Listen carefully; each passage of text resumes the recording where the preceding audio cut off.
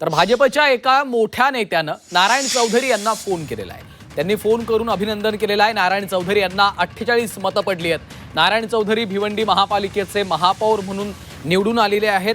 खरं तर भाजपनं सुरुवातीलाच नारायण चौधरी यांचं नाव महापौर पदासाठी निश्चित केलेलं होतं। त्यांनी अर्ज देखील भरला होता, मात्र ऐनवेळी स्नेहा पाटील यांना उमेदवार जाहीर केलं गेलं, त्यांचा अर्ज भरवला गेला आणि त्यानंतर या अनपेक्षित निर्णयामुळे या सगळ्या घडामोडी घडल्याचं आपण पाहतोय। पुन्हा एकदा जाऊयात, शुभम आपल्या सोबत आहेत। शुभम, आता भाजपच्या एका मोठ्या नेत्यानं नारायण चौधरी यांना फोन केलाय आणि त्यांचं अभिनंदन केलंय असं समजतं।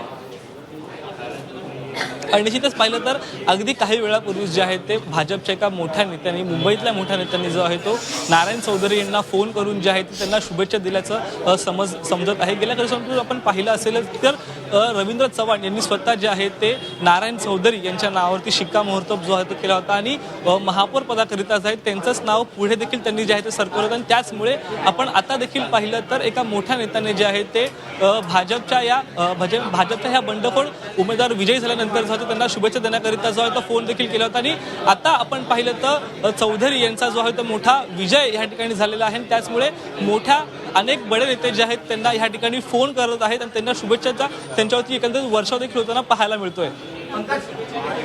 निश्चितच त्यामुळे आपण आता पाहतोय की भाजपला देखील आता हा मोठा धक्का या ठिकाणी भिवंडीत बसताना पाहायला मिळतो। धन्यवाद शुभम या माहितीसाठी।